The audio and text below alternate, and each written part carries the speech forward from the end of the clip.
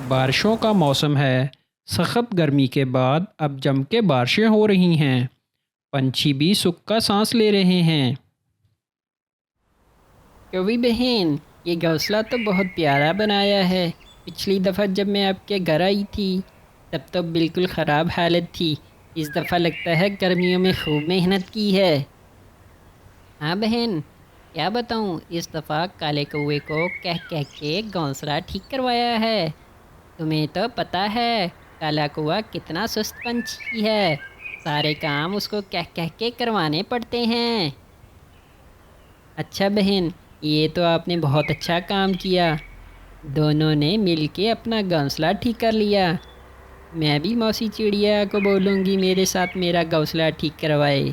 मेरा घोंसला भी टूट गया हुआ है। हाँ बहन, तुम्हें भी अपना घोंसला ठीक करवा लेना चाहिए। मेरी मदद की ज़रूरत पड़े तो बताना। मैं मौसी और तुम्हारे साथ मिलके तुम्हारा घोंसला ठीक करवा दूँगी।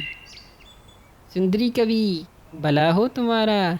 क्या तुमने सुना है पंछियों के अंडे देने का मौसम भी आ गया है और सब पंछी अंडे भी देने लग गए हैं। तुमने अंडे देने के बारे में क्या सोचा है? हाँ बहन, घोंसला भी इसीलिए ठीक करवाया है। इस दफ़ा हम भी बच्चे पैदा करने के बारे में सोच रहे हैं। ये बहुत अच्छा फैसला है। मैं भी अपने पति से बोलती हूँ। हमें भी इस दफ़ा अंडे देने चाहिए। हमने भी महीनों के बाद कोई बच्चा पैदा नहीं किया। सुंदरी कवि की काले कौवे से शादी हुए अरसा हो गया। वो हर बरसात के मौसम में अपने पति से कहती है हमको बच्चे पैदा करने हैं, लेकिन वो हर दफ़ा उसकी बात टाल देता है। अब कवि बहुत खुश थी कि उसके पति ने उसकी बात मान ली है।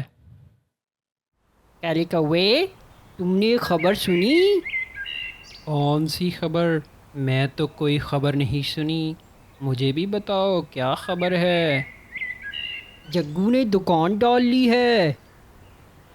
ये तो जग्गू ने बहुत अच्छा किया। चलो चार पैसे कमा लेगा। मैं भी यही सोच रही थी। दुकान शायद बेचारे की गुर्बत ख़त्म कर दे। कौवा अपने दोस्त जग्गू से मिलने उसके घर चला जाता है। पीछे सुंदरी कवि तीन प्यारे प्यारे अंडे दे देती है और वो खुशखबरी सुनाने के लिए शिद्दत से काले कौवे का इंतज़ार कर रही होती है। जैसे ही काला कौवा आता है वो फ़ौरन उसे ये खबर सुनाती है। मुबारक हो काले कौवे, ये देखो, मैंने 3 अंडे दिए हैं। वाह वाह, आखिर तुम्हारी इच्छा पूरी हो ही गई। ध्यान से सुनो, अब अंडों की मैं खुद रक्षा करूँगा। आजकल पंछी दूसरे पंछियों के अंडे पी जाते हैं। ठीक है, तुम अंडों की रक्षा करो। मैं अपनी दोस्त के घर से होके आऊँ। काफ़ी दिन हो गए मैं उसके पास नहीं गई। सुंदरी कवि अपनी दोस्त से मिलने उसके घर चली जाती है। बारिश की ठंडी हवा में काले कौवे को नींद आ जाती है और जहाँ काले कौवे का घोंसला होता है वहाँ सांप आ जाता है। वो कौवे और सुंदरी कवि का एक अंडा खा जाता है। हाय हाय भगवान, क्या ये मैं ख्वाब देख रहा हूँ? यहाँ तो 3 अंडे थे, एक अंडा कहाँ गया? लगता है चुनचुनी की शरारत है। कौवा वहाँ बैठा इन्हीं सोचों में गुम होता है। इतनी देर में सुंदरी कवि भी आ जाती है। तीसरा अंडा गायब देख के वो परेशान हो जाती है। हाय रे भगवान, काले कौवे ये तीसरा अंडा कहाँ गया? सुंदरी कवि, मैं तुम्हें क्या बताऊँ, तीसरा अंडा कहाँ गया ये मुझे खुद नहीं पता। मेरी आँख लग गई थी, मैं सो गया था। जब मेरी आँख खुली तो एक अंडा गायब था। हाय रे भगवान, काले कौवे ये तीसरा अंडा कहाँ गया? मुझे लगता है ये जग्गू का काम है। ये जग्गू की ही शरारत लगती है। चलो जल्दी आओ, जग्गू के पास चलें। वो तो बहुत शरीफ पंछी है, वो ऐसा नहीं कर सकता। वो दोनों उड़ के जग्गू के पास चले जाते हैं। दोनों बहुत परेशान और डरे हुए थे। जग्गू, तुमने हमारे अंडे क्यों चोरी किए हैं? अरे काले कौवे, कौन से अंडे? किसके अंडे? हमारे अंडे तुम ही चोरी करके लाए हो। अरे सुंदरी कवि, इसको समझाओ। मुझ पे इल्ज़ाम लगा रहा है। मैं क्यों तुम्हारे अंडे चोरी करूँगा? मैं चोर हूँ क्या? हम तुम पे इल्ज़ाम नहीं लगा रहे, बस पूछ रहे हैं। हम बहुत परेशान हैं। मैं अपनी माँ की कसम खाता हूँ, मैंने अंडे नहीं चोरी किए।